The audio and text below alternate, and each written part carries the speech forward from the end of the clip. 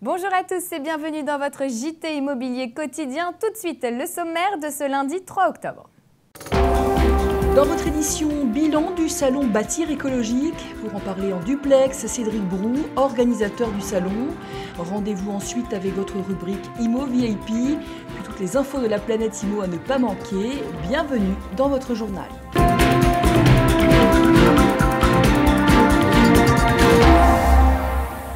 Le salon Bâtir écologique a fermé ses portes hier. Depuis 8 ans, c'est le rendez-vous national de la construction écologique et de l'habitat sain pour les professionnels et particuliers. Technologie, performance thermique, matériaux authentiques, la Maison Verte a de beaux jours devant elle. C'est un reportage de Marie Gallet. Bâtir écologique a 8 ans. Et depuis 8 ans, ce salon s'organise grâce aux pionniers de l'éco-construction. Cette année, ils sont 70 exposants venus de l'Europe tout entière pour présenter leurs nouveautés. Même si ce chiffre est moins important que les années précédentes et que le salon se fait sur fond de crise immobilière, les clients ne semblent pas dissuadés de venir. On vient d'arriver, on a fait un petit tour et j'ai été intéressée pour l'instant par les constructions en bois. Je ne sais pas si c'est un budget plus important. Il est tout à fait possible que pour un surcoût modique ou pour un même budget, on arrive à faire des choses quand même positives pour l'environnement. Donc on continue quand même à chercher. Il y a effectivement la crise, mais tout ne s'arrête pas. Pour garder leur clientèle, chaque exposant n'hésite pas à mettre en avant des produits originaux qui attirent l'œil du public et mise sur la discussion et l'échange. Bâtir écologique, c'est avant tout un salon d'information où l'on vient se renseigner. Alors ici, on n'est pas tellement sur un salon commercial au titre d'une foire ou ce genre de choses. On est vraiment sur un salon de conseil où les gens viennent rechercher ici d'une part des idées, éventuellement des conseils techniques, et puis éventuellement on peut finaliser une transaction ou une opération commerciale. Mais après ce salon, avant tout ici, on est là pour conseiller les gens et montrer le savoir-faire qu'on peut avoir en matière écologique. Ventilateurs, carrelage, toiture et jardin, dans ce salon l'écologie a de multiples visages et chacun peut y trouver son bonheur. Pour nous en parler, nous retrouvons en direct Cédric Brou, l'un des organisateurs. Merci d'être en duplex avec nous. Alors les visiteurs sont encore venus plus nombreux cette année. À quoi est dû ce succès depuis 8 ans ? Bien, tout simplement parce que le Bâtir écologique répond à des attentes fortes des porteurs de projets, que ce soit des porteurs de projets professionnels, publics, privés, des particuliers, d'avoir un habitat sain, de vivre dans une maison différente, plus économe, plus respectueuse de l'environnement, à la fois dans les consommations d'énergie et dans les matériaux de construction, dans les systèmes constructifs. Et ça répond aussi à une attente de cohérence de l'habitat de manière générale. Bâtir écologique en fait resitue l'homme et l'environnement au cœur de l'approche de l'habitat.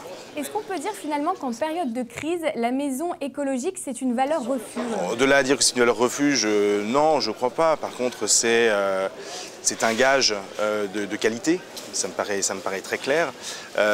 C'est aussi un pari sur l'avenir, quelque part. Certes, les constructions sont un peu plus chères au départ, mais l'habitant s'y retrouve largement dans les années qui viennent, que ce soit en termes d'économie d'énergie, en termes de santé, en termes de confort de vie. L'habitat écologique, l'éco-habitat est vraiment un habitat extraordinaire. Je suis moi-même dans une maison écologique, donc je peux en témoigner. Enfin, dernière question, on a vu sur le salon les toitures végétalisées. Est-ce que c'est une nouvelle tendance? Est-ce que ça sera les futurs succès de demain? Alors ça, c'est une question difficile à laquelle je ne pourrais pas répondre. Je crois que le matériau de demain, c'est le matériau qui est près de chez soi. Quand on parle d'énergie grise, de bilan carbone, etc., il y a une bonne part des transports qui comptent dans ce calcul.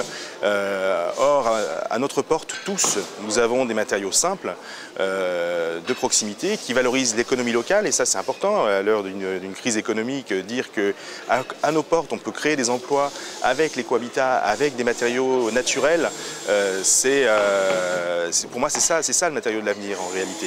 C'est la paille, c'est le chanvre, c'est le lin, c'est pourquoi pas le fourrage, c'est le bois, bien sûr, c'est la terre. La terre, on en a tous sous nos pieds et on peut construire des habitations modernes, sublimes d'ailleurs, superbes.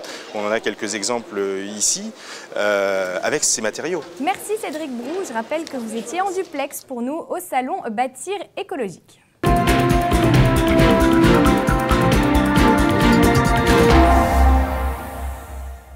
Allez, on passe à notre rubrique ImoVip et une question, qui achètera le château de l'Ambassadeur? L'ancienne demeure de l'ambassadeur des États-Unis durant le siècle dernier est en vente. Le réseau d'immobilier de luxe Patrick Besse propose la vente de ce majestueux édifice de style Louis XIII pour un montant 4,2 millions d'euros. Reportage. Qui achètera le château de l'ancien ambassadeur des États-Unis? À 70 km de Paris, entre l'Île-de-France et la Normandie, cette demeure exceptionnelle vient d'être mise en vente. L'édifice du XVIIe siècle, proposé par le réseau immobilier de luxe Patrick Besse, s'étend aujourd'hui sur quelques 3000 m² et 20 hectares de terrain. Plus rare, précise le groupe Patrick Besse, une orangerie et une bergerie font partie de la demeure, mais bien entendu, une telle propriété a un coût, 4,2 millions d'euros.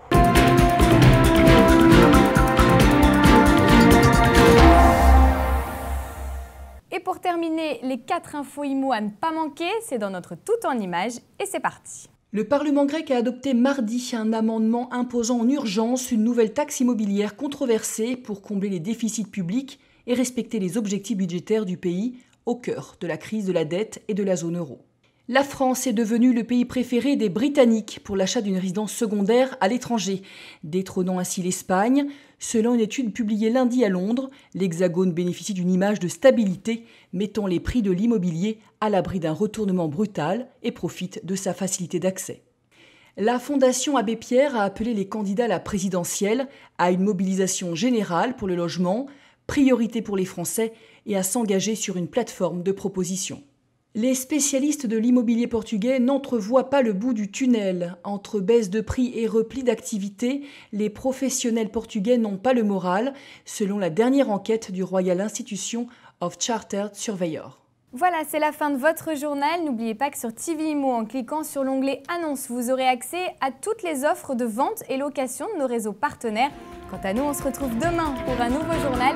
Restez connectés, à demain.